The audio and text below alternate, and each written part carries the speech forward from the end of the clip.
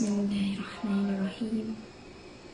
Alhamdulillah, Alhamdulillah, Alhamdulillah, Alhamdulillahi Rabbil Alamin. Wassalatu wassalamu ala ashrafil anbiya'i wal mursalin wa ala alihi wa sahbihi ajma'in.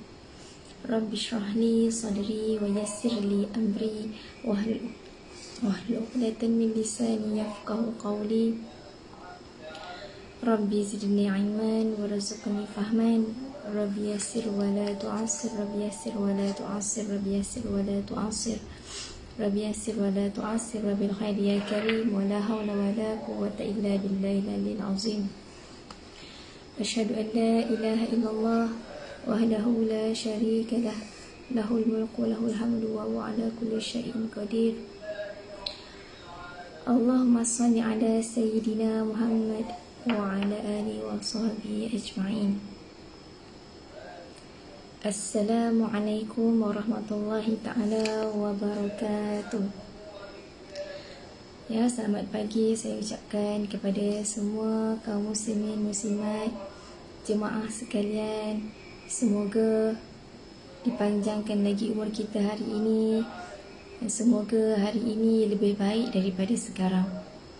Sebelum kita mulakan kuliah kita pada pagi yang mulia ini, marilah sama-sama kita buka kuliah kita pada pagi yang mulia ini dengan ulum kitab Al-Fatihah, serta kita sedekahkan Al-Fatihah ini kepada Nabi Muhammad sallallahu alaihi wasallam, sahabat baginda, ahli keluarga baginda. Dan tidak lupa kepada ayahanda tercinta saya, Haji Muhammad Azmi bin Mazin, yang meninggal disebabkan COVID-19. Al-Fatihah. A'udzubillahi minasyaitonirrajim. Bismillahirrahmanirrahim. Alhamdulillahi rabbil alamin, arrahmanirrahim, maliki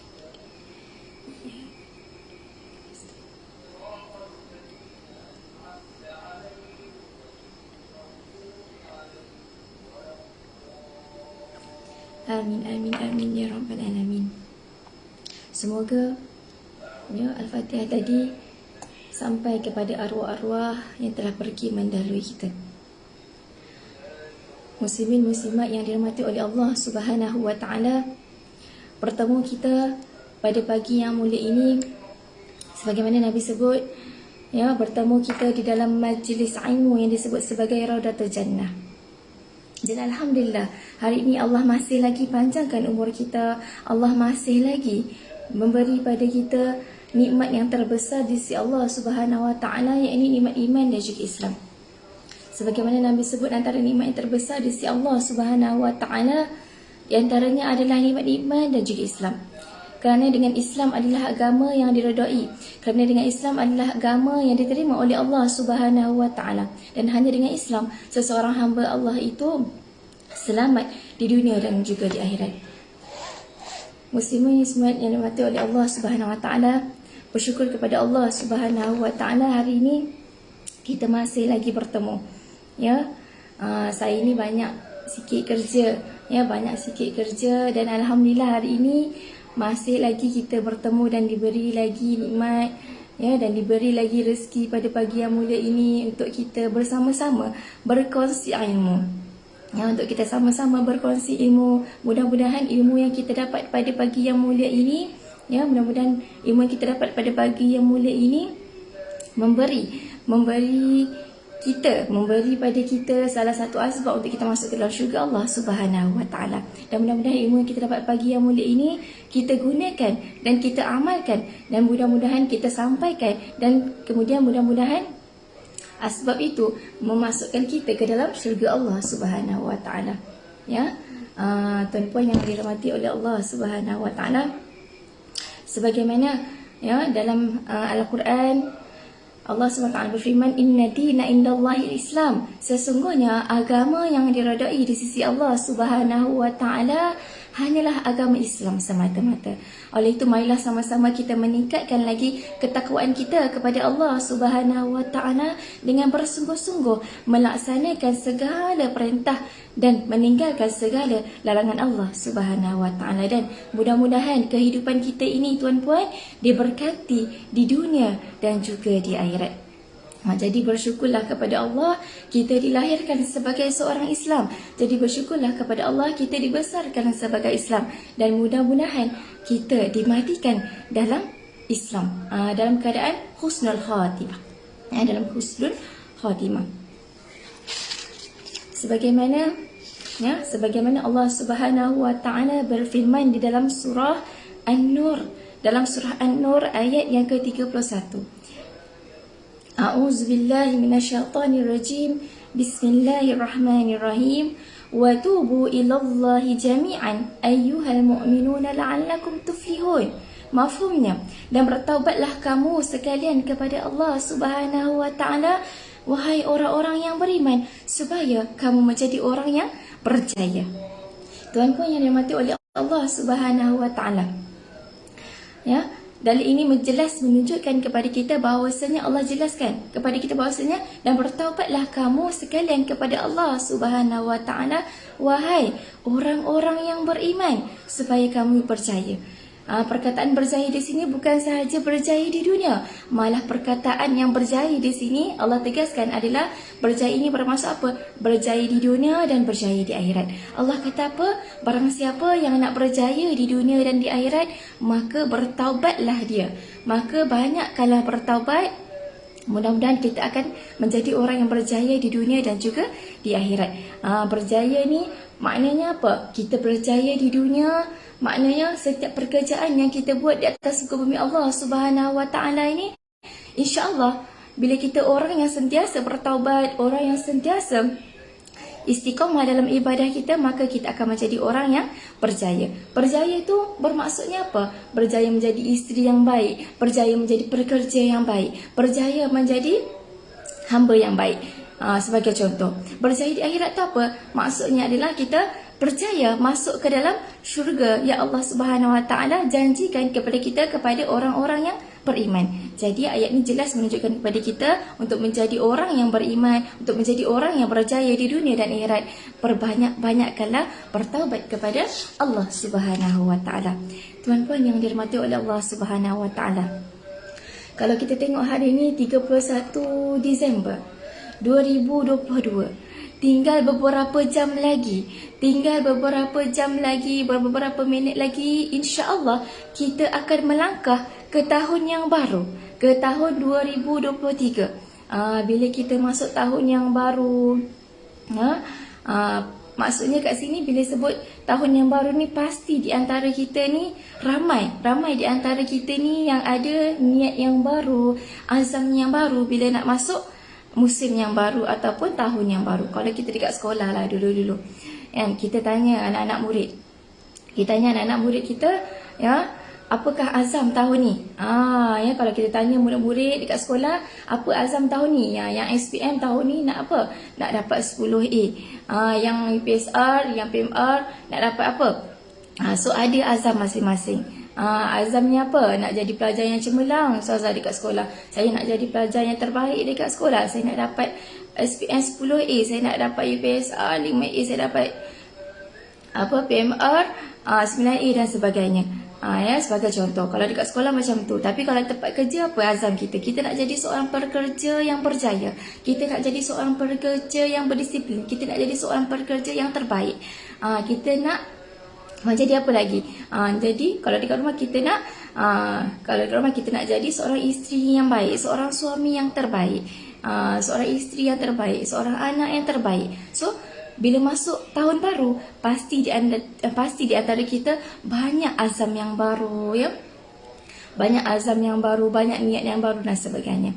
Jadi pantas masa berjalan tuan-puan, pelbagai dugaan, pelbagai ujian, ya, pelbagai suka dan duka yang kita tempuhi pada tahun ni. Kita belum masuk lagi tahun yang baru ni, kita masih lagi tahun 2022. Kalau kita tengok tuan-puan, ya, pantas masa berjalan, pelbagai ujian, pelbagai dugaan, suka dan duka yang pernah kita tempuhi pada tahun 2022 ni banyak sangat. Kalau kita tengok, ya, dunia kita ni dah akhir zaman, rasa macam baru je masuk 2022, ya. Pejam celik, dah nak masuk 2023. Ya, pejam celik dah nak masuk ke tahun 2023. Allahu Akbar. Sebenarnya hidup kita ni tuan-puan terlalu singkat. Terlalu singkat hidup kita ni bila kita ni nak buat perkara-perkara yang tidak berfaedah. Jadi gunakanlah masa yang kita ada, ya, gunakanlah masa yang kita ada untuk membuat banyak ibadah, untuk melaksanakan banyak ibadah. Gunakan masa yang kita ada untuk perbaharui segala ibadah kita kepada Allah Subhanahu Wa Taala. Dan setiap kali menjelang tahun baru tuan-puan, mesti di antara kita ni nak tanam azam yang baru. Ya, nak tanam azam yang baru, tapi dah tercapai ke kita? Dah tercapai ke kita azam kita yang lama? Sebagai contoh. Contoh ya, waktu 2021 kita berazam 2022, ya, kita berazam 2022 ni kita nak perbaiki solat kita, kita nak perbaiki ibadah kita, kita nak perbaiki hidup kita, kita nak perbaiki diri kita ni. Dah tercapai ke azam kita ni sebenarnya? Sebab dah nak masuk 2023, adakah azam kita 2022 ni dah tercapai ke belum? Dah terlaksana ke belum? Ya, nanti kita akan pergi satu persatu. Apa azam masyarakat Malaysia yang suka dibuat, suka buat, adakah dah capai ke belum dan sebagainya. Maksud kita tengok azam kita yang tahun ni dah tercapai ke belum, sebab nak masuk tahun depan dah, nak masuk tahun yang baru dah. Ya, okey. Muslimin muslimat yang dirahmati oleh Allah Subhanahu Wa Taala, insya-Allah hari ini saya akan kongsikan antara cara untuk kita nak istiqamah dalam merealisasikan azam kita. Kadang-kadang ya tuan-puan yang dirahmati oleh Allah Subhanahu Wa Taala, ramai di antara kita ni mempunyai azam yang sangat tinggi, bagus. Ya, kita perlu ada impian, kita perlu ada matlamat, kita perlu ada azam dalam diri kita. Sebab apa? Bila ada azam dalam diri kita, kita akan menjadi orang yang bermotivasi, kita akan menjadi orang yang bersemangat, kita akan menjadi orang yang lebih baik daripada semalam, ataupun lebih baik tahun ni daripada tahun lepas. Macam tu. Ya, jadi insya-Allah ini saya akan kongsikan bagaimana cara untuk kita nak istiqamah dalam merealisasikan azam kita. Ya. Yang pertama adalah buat perkara yang mudah dahulu, yang dahulu barulah perkara yang susah. Sebagai contoh, ya, yang pertama buat perkara yang mudah dahulu, barulah buat perkara yang susah. Ya. Bila mana kita nak cuba sesuatu perkara yang baru, maka perlukan keyakinan dalam diri kita. Jadi keyakinan tu datang bila mana kita percaya pada diri kita sendiri bahawa kita boleh melakukan sesuatu. Sebagai contoh, ada di antara kita ya, ramai yang berjumpa dengan saya, ya, mereka ini baru nak bertaubat dan baru nak kembali kepada fitrah. Baru nak mulakan solat, baru nak mulakan mengaji walaupun usia dah senja dan sebagainya, baru nak belajar mengaji, baru nak perbaiki diri, baru nak melangkah ke jalan yang lebih baik. Alhamdulillah. Ya, alhamdulillah. Maksudnya kat sini Allah masih lagi panjangkan umur dan Allah masih lagi beri nikmat hidayah kepada mereka-mereka ni. Dan Allah masih lagi memberi nikmat hidayah kepada kita. Sebab apa? Bayangkan kita ni kadang-kadang sibuk dengan hal dunia, tiba-tiba Allah jentik dalam hati kita suatu perasaan di mana kita nak berubah. Maksudnya kat sini apa? Allah masih lagi sayangkan kita. Ya, Allah masih lagi sayangkan kita, panjangkan lagi umur kita untuk kita bertaubat, untuk kita perbaiki diri kita dari sehari demi sehari.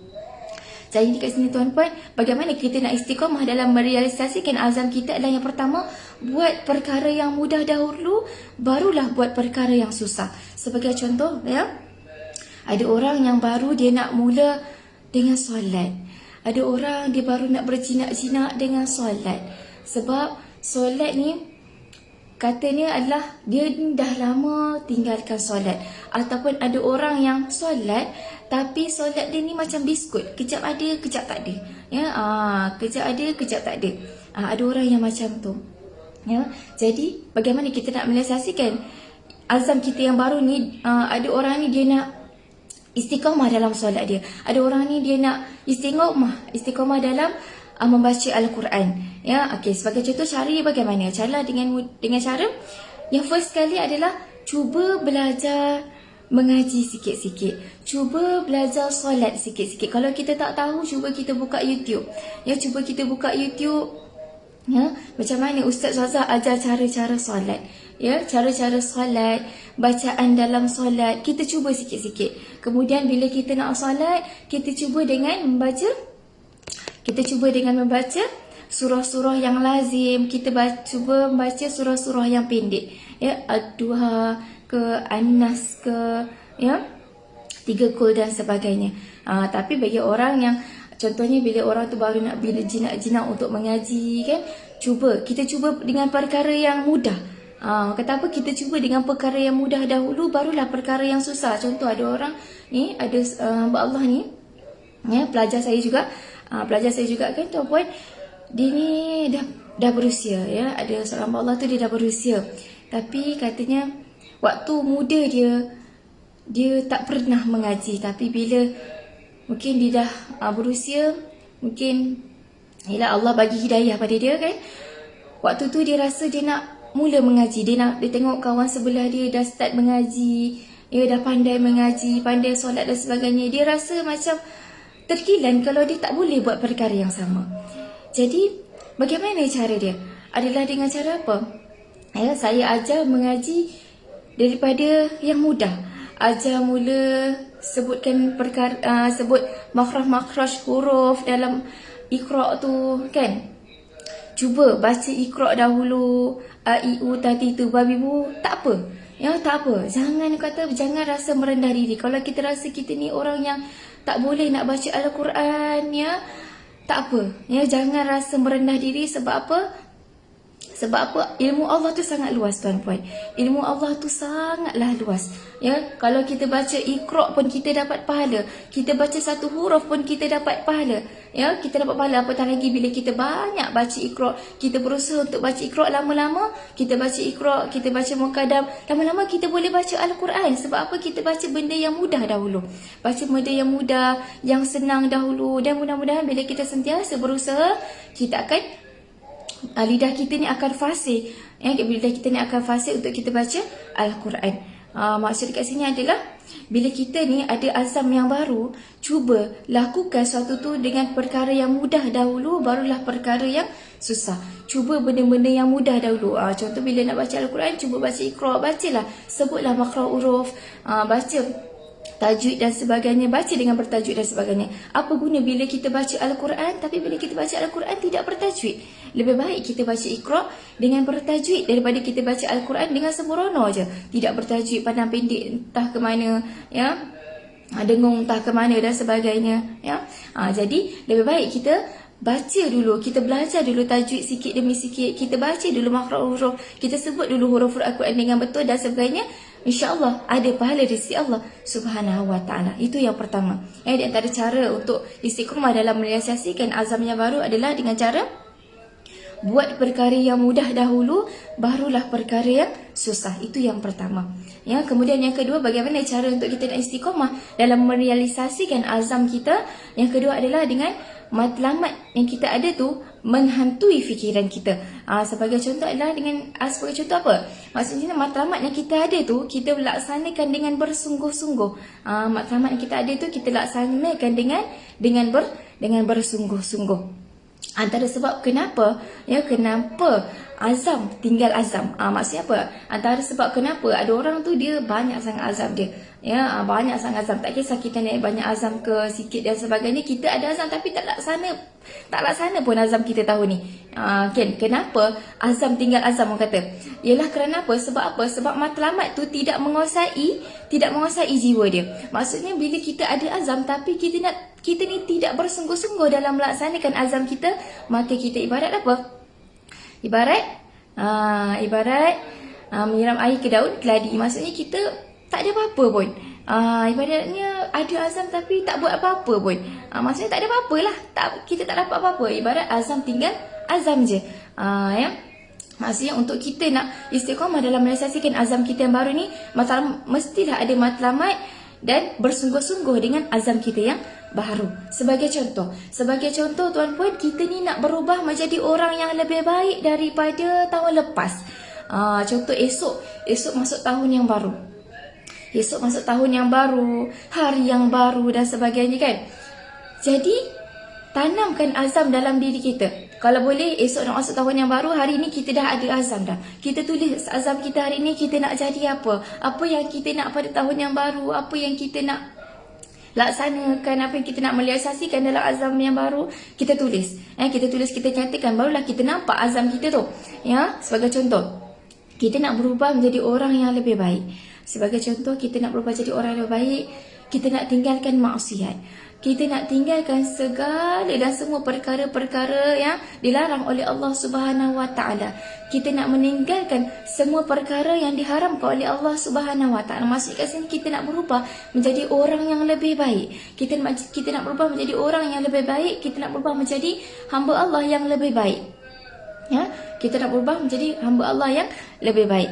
Jadi bila kita ni nak berubah menjadi orang yang lebih baik, maksud kat sini kita tulis azam kita nak jadi lebih baik, kita nak tinggalkan maksiat, kita nak tinggalkan perkara-perkara yang haram, maka kita perlu ada usaha untuk kita buat suatu perkara tu. Kita perlu ada usaha. Sebagai contoh, bila kita nak berubah menjadi orang yang lebih baik, kita tahu diri kita ni macam mana. Jadi perbanyakkan solat taubat, perbanyakkan muhasabah diri kita, perbanyakkan muhasabah diri kita. Lepas kita solat, perbanyakkan muhasabah diri kita. Tengok apa yang aku azam tahun ni, apa yang azam aku tahun ni yang aku tak buat lagi, yang aku tak laksana lagi, yang aku tak realisasikan lagi tahun ni apa. Muhasabah balik diri kita. Kemudian kalau ada kelas agama, pergi kelas agama, timba ilmu sikit demi sikit. Ya, zaman sekarang ni mudah tuan-puan. Kita nak pergi kelas agama. Tak semestinya zaman sekarang ni kita kena pergi surau ataupun masjid. Kalau kita ada masa, kita pergi, alhamdulillah, banyak pahala. Tapi kalau kita tak ada masa, ya, zaman sekarang ni semuanya di hujung jari. Kita boleh buka YouTube, kita boleh buka Facebook dan sebagainya untuk kita belajar ilmu agama. Belajar ilmu agama. Mudah-mudahan bila kita ada ilmu agama dalam diri kita, yang paling penting yang ada dalam diri kita ni ilmu agama. Sebab itu didik anak kita dengan adanya ilmu agama. Kalau anak kita ni hebat macam mana pun anak kita tu tuan-puan, bila tidak ada ilmu agama dalam diri dia, takut ilmu yang dia ada tu terpesong. Jadi terapkan dalam diri anak kita, terapkan dalam diri kita. Yang pertama sekali, adanya agama dalam diri, agama Islam adanya dalam diri, didikan Islam adanya dalam diri. Yang paling penting, solat tu jangan lupa. Yang paling penting, solat tu janganlah lupa. Jangan sesekali tinggal solat. Ajar anak kita kalau boleh jangan sesekali tinggal solat dia. Ajar anak kita jangan sesekali meremehkan solat dia. Sebab apa tuan-puan? As-salatu imaduddin. Solat itu merupakan tiang agama. Ya, bagaimana solat itu tiang agama ialah, ya, orang kata apa? Solat itu yang menentukan bagaimana hidup kita. Solat itu yang menentukan bagaimana kepribadian kita.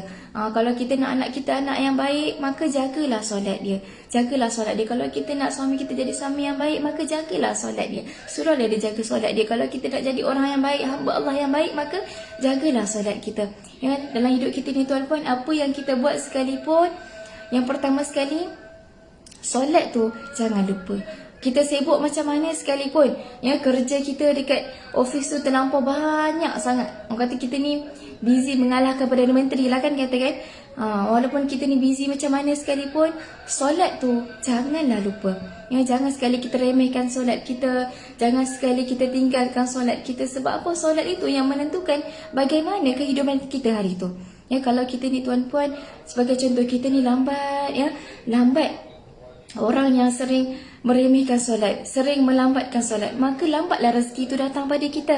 Ya, bila kita ni orang yang, orang kata apa, sentiasa meremehkan solat kita, orang yang sentiasa meninggalkan solat. Sebab itu kita tengok balik, kenapa Allah tak kabulkan lagi permintaan kita? Kenapa Allah masih tidak lagi melaksanakan apa yang kita nak? Sebagai contoh, kita doa dengan Allah, tapi kenapa Allah tak bagi lagi? Sebagai contoh, apa yang kita buat, kita kerja dan sebagainya, penat dan sebagainya, tapi kenapa tak dapat apa yang kita nak? Kita tak dapat apa yang kita kerjakan, kita tak dapat apa yang kita impikan. Kenapa? Cuba cek balik solat kita. Mungkin ada solat kita tu yang kita Mungkin ada rukun solat yang kita buat tak betul. Mungkin ada solat yang kita buat, yang kita laksanakan tak khusyuk dan sebagainya. Sebab itu, solat itu menentukan bagaimana kehidupan kita. Solat itu menentukan bagaimana hidup kita. Solat itu menentukan bagaimana rezeki kita. InsyaAllah tuan-puan, bila mana Nabi kata, bila mana kita laksanakan solat dengan cepat, maka rezeki akan datang pada kita dengan cepat. Kalau kita nak berjaya dengan cepat, maka laksanakanlah solat dengan cepat. Kalau kita nak rezeki kita datang dengan pantas, maka laksanakanlah solat kita dengan pantas. Kalau kita nak hidup kita ni berjaya dunia dan akhirat, maka jangan sekali kita meninggalkan solat kita. Jadi dekat sini adalah laksanakan solat tu dan jangan remehkan solat. Kemudian perbanyakkan istighfar, perbanyakkan muhasabah diri kepada Allah Subhanahu Wa Taala, istighfar, perbanyakkan istighfar kepada Allah Subhanahu Wa Taala, dan kemudian meninggalkan perkara-perkara yang haram, meninggalkan perkara-perkara yang haram ataupun meninggalkan perkara-perkara yang Allah tak suka. Sebagai contoh, kita ni matlamat kita tahun baru ni, kita kata apa dalam diri kita, kita tulis, ya Allah, aku tak nak buat dah, aku tak nak dah tengok benda-benda yang haram, aku tak nak dah buat perkara-perkara maksiat, aku tak nak dah buat perkara-perkara yang tak baik. Maka bila kita bersungguh-sungguh melaksanakan apa yang kita nak, insya-Allah tuan-puan, benda tu akan tercapai. Bila mana kita ni ada matlamat tapi kita tak usaha untuk nak melaksanakan matlamat kita, maka dia ibarat menyiram air ke daun keladi, maksudnya tak dapat apa-apa. Jadi perlulah matlamat kita tu perlulah bersungguh-sungguh kita laksanakan. Okey, sebagai contoh, ada orang yang impian dia ataupun ada orang yang matlamat dia nak nak kuruskan badan, ataupun katanya nak diet, katanya nak diet. Tak ada masalah. Setiap orang tu dia ada matlamat tersendiri. Setiap orang tu ada impian dia tersendiri. Sebagai contoh, ada orang tu dia nak kuruskan badan. Caranya apa? Kena adalah usaha dia. Caranya dengan kurangkan makan, caranya dengan banyakkan minum air putih, banyakkan minum air masak, kurangkan air manis ataupun tinggalkan air manis. Kemudian ambil makanan suku-suku separuh dan sebagainya, perbanyakkan jogging dan sebagainya. Sebab apa? Bila kita ni ada orang dia nak kuruskan badan, sebab apa? Bukan sahaja untuk nak cantik, bukan sahaja nak handsome dan sebagainya, tapi dia nak kuruskan badan ni untuk apa? Untuk dia nak mudah beribadah kepada Allah Subhanahu Wa Taala. Mungkin bila badan dia mungkin bila badan dia lebih berat badan dan sebagainya, susah dia nak sujud, susah dia nak rukuk, susah dia nak laksanakan ibadah yang lain. Dan matlamat dia tahun ni adalah matlamat dia baru, dia nak kuruskan, turunkan berat badan dia. Sebab apa? Untuk dia nak mudah beribadah kepada Allah Subhanahu Wa Taala. Sebagaimana pepatah Arab mengatakan, al-aqlus salim fi jismis salim. Akal yang sihat itu datang daripada badan yang cergas. Kalau kita nak akal kita sihat, akal kita ni mantap, orang kata, maka sihatkan badan kita, cergaskan badan kita. Al-aqlus salim fil jismis salim. Akal yang sihat, akal yang sihat datang daripada badan yang cergas. Maksudnya tak salah pun kita ada matlamat untuk kita nak turunkan berat badan ke, matlamat kita nak jadi orang yang lebih baik, matlamat kita nak menjadi hamba yang lebih baik dan sebagainya. Tulis matlamat kita dan laksanakan dengan bersungguh-sungguh. Kemudian yang ketiga, antara cara untuk kita istiqamah dalam merealisasikan azam kita adalah, ketiga adalah dengan cara perbanyakkan muhasabah diri. Perbanyakkan dekatkan diri kepada Allah Subhanahu Wa Taala. Perbanyakkan muhasabah diri. Bila sebut muhasabah diri ni, muhasabah diri dengan apa yang kita lakukan sepanjang tahun ni. Kita nak masuk tahun yang baru tuan-puan. Tak sampai beberapa jam lagi, tak sampai beberapa minit lagi lah. Dan kita ni kalau pejam celik tak sampai dah 24 jam lagi kita nak masuk pada tahun yang baru, azam yang baru. Jadi muhasabah balik diri kita hari ni. Apa yang aku dah buat daripada awal tahun ni, dah sampai akhir tahun dah, 31 Disember dah. Apa yang aku dah buat? Dah laksana ke belum impian aku, azam aku tahun ni? Dah terlaksana ke belum? Dah terlaksana ke belum? Okey, kemudian tuan-puan, sebagai contoh, ada di antara kita yang azam tahun ni tak terlaksana lagi. Mungkin tak terlaksana lagi, tak apa. Bawa azam tahun ni ke tahun hadapan. Sebagai contoh, di antara kita ni, ada yang azamnya nak nak turunkan berat badan, tapi tahun ni tak turun-turun, lagi naik ada, ya, lagi naik ada. Maka bawa azam tahun ni ke tahun yang baru. Jadi perlulah dengan bersungguh-sungguh melaksanakan azam tersebut. Bukanlah kata apa, azam tinggal azam saja. Maksud tak kisah apa azam kita, maka laksanakan dengan bersungguh-sungguh. Ingatlah bahawasanya kegagalan itu mengajar kita daripada untuk berubah menjadi lebih baik, supaya kita tidak mengulangi kesilapan yang sama pada masa yang akan datang. Sebab itu kita perlunya muhasabah dalam diri kita. Bila kita muhasabah diri kita, ya, bila kita banyak muhasabah diri kita, kita tahu apa kelemahan kita, kita tahu apa kegagalan dalam diri kita. Maka ingatlah bahawasanya kegagalan tu tangga kejayaan. Tak mestinya kita gagal tahun ni, kita tak boleh berjaya pada tahun hadapan. Maksudnya bawa azam kita yang lepas tu masuk ke tahun yang baru.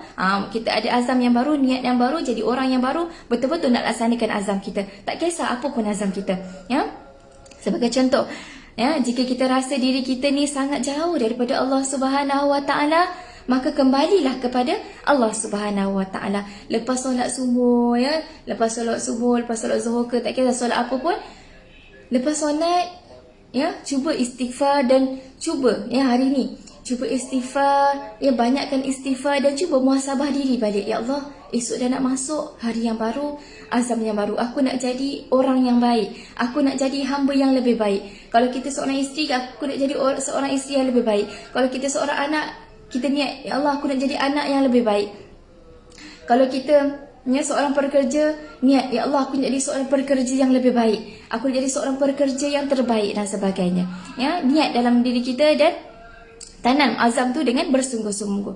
Dengan bersungguh-sungguh. Ya, sebagai contoh, bila kita rasa diri kita ni tuan-puan jauh sangat daripada Allah Subhanahu Wa Taala, maka kembalilah kepada Allah Subhanahu Wa Taala. Sebab apa tuan-puan? Sebab Allah ni sentiasa merindui hamba dia. Ya, ingatlah bahawasanya setiap orang ni diuji dengan ujian yang berlainan. Tapi kita ni tuan-puan, semuanya Allah tetapkan sama. Rezeki kita ni semuanya sama. Ya, maksudnya tidak perlu ada rasa cemburu pada orang lain, tak perlu ada nak rasa iri hati ataupun dengki pada orang lain. Sebab apa tuan-puan? Allah memberi rezeki kepada kita ni pada tempat yang sama. Maksudnya ada orang diuji dengan benda yang lain, kita diuji pada benda yang lain, tapi rezeki Allah bagi pada kita semua sama. Maksudnya kat sini tak perlulah kita nak rasa kita dengki dengan orang lain dan sebagainya. Ya, jadi bersyukurlah apa yang kita dapat. Bersyukurlah apa yang kita ada dalam diri kita. Kembalilah balik kepada Allah Subhanahu Wa Taala. Sebab apa? Sebab bila kita masuk tahun yang baru ni tuan-puan, kalau tengok umur kita pun semakin meningkat. Ya, kalau umur kita 25 tahun dah masuk 26 tahun. Kalau umur kita 30 tahun dah masuk 31 tahun. Ya, kalau kita ni umur kita 39 tahun dah masuk 40 tahun. Maksud kat sini tuan-puan, bila masuk tahun yang baru, umur kita pun umur yang baru. Bukan umur yang makin berkurang, tetapi umur yang makin bertambah. Maksudnya kita menjadi orang yang, mungkin kita menjadi orang yang lebih baik. Sebab itu lagi banyak, lagi meningkatlah umur kita, lagi banyak amalan yang kita lakukan. Ya, bukan lagi meningkat umur kita, lagi kurang amalan yang kita buat. Kalau boleh lagi banyak umur kita, lagi bertambah umur kita, maka lagi banyaklah ibadah yang kita lakukan. Ya, lagi banyak ibadah yang kita lakukan, insya-Allah. Kemudian tuan-puan, ya, sebagai contoh, dulu azam kita nak perbanyakkan bersedekah. Dulu azam kita nak perbanyakkan bersedekah, tapi bila kita muhasabah balik, rupanya tahun ni aku tak banyak pun bersedekah. Mungkin tahun ni Allah uji kita dengan pelbagai ujian. Ya, Allah uji kita dengan pelbagai ujian. Mungkin ada di antara kita yang hilang pekerjaan dan sebagainya, maka tak terlaksana dia punya azam tahun ni, dia nak bersedekah dan sebagainya. Jadi apa? Bawa azam yang baru tu kepada tahun hadapan. Ya, bawa azam baru tu pada tahun hadapan. Katanya nak banyakkan bersedekah. Okey, maka tahun yang baru ni betul-betul dia lakukan, betulkan azam dia nak banyakkan bersedekah dalam bersedekah dalam kehidupannya. Sebagai contoh paling mudah tuan-puan, Nabi kata sedekah subuh, kan? Paling mudah adalah sedekah subuh. Kalau kita tengok dekat sini, sedekah ni tuan-puan mudah sangat. Zaman sekarang ni kalau kita nak bersedekah, tak semestinya kita kena pergi dekat surau ke, masjid ke, pusat kebajikan ke. Tak semestinya kita kena pergi rumah anak yatim dan sebagainya. Zaman sekarang sangat mudah. Kita boleh pergi dekat Facebook ni, kan? Kita boleh tekan je. Kalau kita nak sedekah dekat surau, paling mudah dekat surau An-Nur. Surau An-Nur ni Kita tekan je, keluar nama akaun dekat bawah tu, kita boleh bersedekah. Mudah-mudahan tuan-puan bila kita sedekah subuh ni tuan-puan, ya, mudah-mudahan dengan sedekah subuh kita ni, kita niat. Bila kita bersedekah, kalau boleh kita niat, ya Allah, mudah-mudahan bila aku bersedekah ni tuan-puan, mudah-mudahan ya Allah bila aku sedekah ni, ya Allah, kau panjangkanlah umurku ya Allah. Ya Allah, mudah-mudahan bila aku sedekah ni ya Allah, ya, bila aku sedekah ni ya Allah, mudah-mudahan dengan sedekahku ni ya Allah, kau berikanlah kehidupan aku bahagia di dunia dan akhirat. Kalau kita ada penyakit ke apa tuan-puan, perbanyakkanlah bersedekah. Ya Allah, mudah-mudahan sedekahku ni ya Allah, kau sembuhkanlah aku daripada penyakit. Ya Allah, ya Tuhanku, mudah-mudahan dengan sedekahku ni ya Allah, kau permudahkanlah segala urusanku hari ini ya Allah. Mudah-mudahan dengan sedekahku ni ya Allah, kau panjangkanlah umurku ya Allah. Ya Allah, mudah-mudahan sedekahku hari ini ya Allah, kau permudahkanlah ya Allah ujian ujian aku pada hari ini ya Allah. Mungkin di antara kita ada ujian dia, kita tak tahu, mungkin ada di antara kita ni ada ujian dia. Tak sama ada susah ke senang dan sebagainya. Perbanyakkan bersedekah dan niat dengan sedekah kita tu, mudah-mudahan ya Allah, mudah-mudahan aku sedekah pada hari ini, pada pagi yang mulia ini ya Allah, aku sedekah ni, mudah-mudahan keluarga aku bahagia di dunia dan di akhirat. Mudah-mudahan aku menjadi orang yang lebih baik. Kita minta macam tu dengan Allah. Ya, mudah-mudahan apa yang kita sedekahkan Allah terima dan Allah kabulkan segala doa kita. Niat. Ya. Kemudian tuan-puan yang mati oleh Allah Subhanahu Wa Taala, antara azam yang paling popular rakyat Malaysia ni, ya, kalau kita tengok kan, antara azam yang paling popular rakyat Malaysia ni apa? Ada di antara kita ni tuan-puan yang nak beli kereta baru, ada di antara kita ni yang nak beli motor baru, mungkin ada di antara kita ni yang nak beli rumah baru. Sebagai contoh ya, dah lama bertahun-tahun duduk dekat rumah sewa. Dan azam dia tahun yang baru ni, dia nak berusaha, dia nak ada rumah sendiri. Ya. Kemudian ada di antara kita yang nak tamatkan zaman bujang dia, ada yang mungkin tahun baru ni dia nak berkahwin, ya, dia berusaha cari jodoh dia dan sebagainya. Kemudian ada di antara kita yang nak turunkan berat badan, yang mungkin tahun ni tak tercapai, mungkin tahun ni lebih berat lagi berat badannya, mungkin tahun depan dia kata apa, nak turunkan berat badan. Bawa azam yang baru tu, bawa azam yang kita tak laksana lagi ni, bawa kepada tahun depan, ya. Bawa kepada tahun depan dan lakukan dengan sebaiknya. Maksudnya kat sini adalah apa sekali azam kita tuan-puan, laksanakan dengan bersungguh-sungguh. Tapi ramai di antara kita yang lupa untuk berazam. Untuk berazam apa? Memperbaiki lebih baik diri kita ni daripada sebelum-sebelum ni. Sebagai contoh, dulu ataupun tahun ni, mungkin kita ni orang yang suka mengata orang, mungkin kita ni orang yang suka memfitnah orang, cakap belakang dan sebagainya. Mungkin tak masuk tahun yang baru ni tuan-puan, ya, masuk tahun yang baru ni berubahlah. Sebab apa? Umur kita ni makin meningkat. Orang kata apa?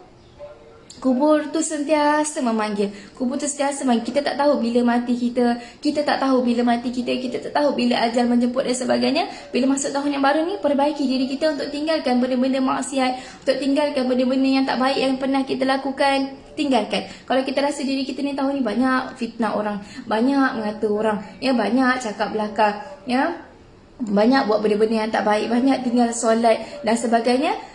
Jadi tahun ni, ya, tutup buku lama, buka buku baru nanti. Tutup buku lama, buka buku baru, jadi orang yang baru dan perbaiki diri kita jadi orang yang lebih baik. Kemudian ramai juga di antara kita, ya, yang lupa untuk berazam menambah baik amalan-amalan rohani, termasuk apa? Solat awal waktu. Mungkin tahun ni kita dah orang kata apa, kita dah penuhkan solat kita. Tapi cuba tahun yang baru untuk kita awalkan solat kita, segerakan solat kita, rajin baca Al-Quran. Mungkin tahun ni kita dah belajar Al-Quran, mungkin tahun ni kita baca Al-Quran seminggu sekali. Mungkin tahun depan kita cuba untuk berusaha untuk baca Al-Quran setiap hari. Kita cuba, lepas solat maghrib ke lepas solat isyak, kita cuba untuk baca Al-Quran walaupun sedikit. Kita rajinkan baca Al-Quran. Kemudian pada tahun yang baru ni juga kita berasam dalam diri kita, bila ada masa lapar kita banyakkan berselawat, banyakkan berzikir, banyakkan mengasihi Allah Subhanahu Wa Taala. Kemudian masuk tahun yang baru lagi, ya, kita berasam dalam diri kita, kita nak lebih banyak bersedekah.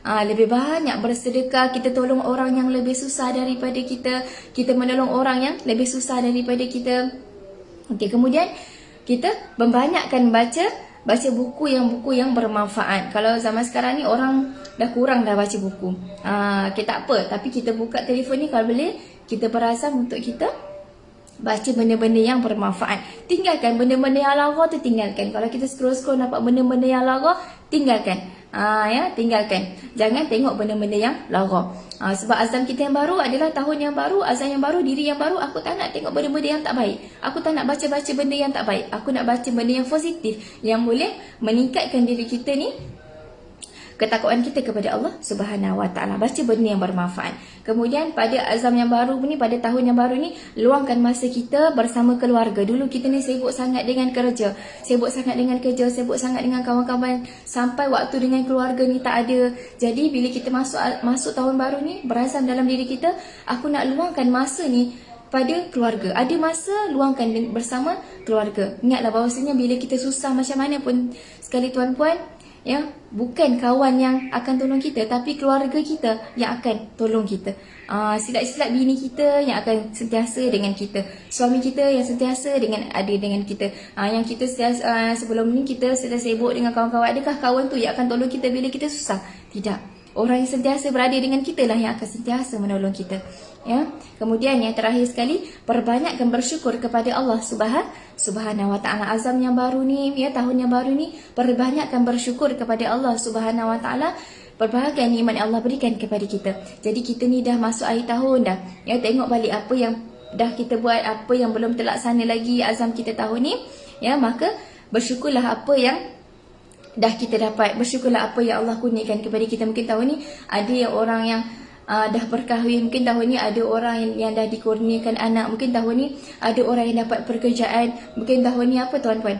Mungkin tahun ni ada orang yang dah dapat something yang kita tak tahu kan. Jadi bersyukurlah di setiap apa yang kita dapat, yang dikurniakan oleh Allah Subhanahu Wa Taala. Jadi perbanyakkan bersyukur kepada Allah Subhanahu Wa Taala. Jadi kesimpulannya dekat sini, masuk tahun yang baru, azam yang baru, jadi diri yang baru. Perbaiki diri kita menjadi orang yang lebih baik daripada tahun lepas, dan istiqamah dengan azam-azam yang baru. InsyaAllah semoga diri kita, ya, menjadi hamba yang beriman dan bertakwa kepada Allah Subhanahu Wa Taala, ya.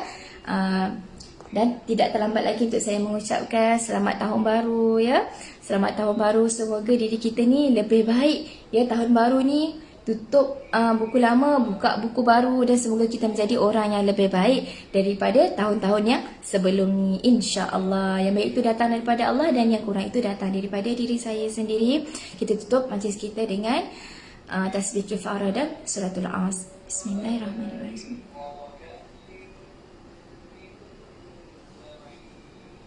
Amin, amin, amin, ya rabbal alamin. InsyaAllah, ya, insyaAllah bila ada waktu terluang lagi, insyaAllah saya akan kongsikan dengan tajuk yang lebih menarik, ya. InsyaAllah kalau ada masa lagi, insyaAllah saya akan kongsikan dengan tajuk yang lebih menarik lagi, insyaAllah, ya. Wabillahi taufiq wa hidayah. Wassalamualaikum warahmatullahi taala wabarakatuh.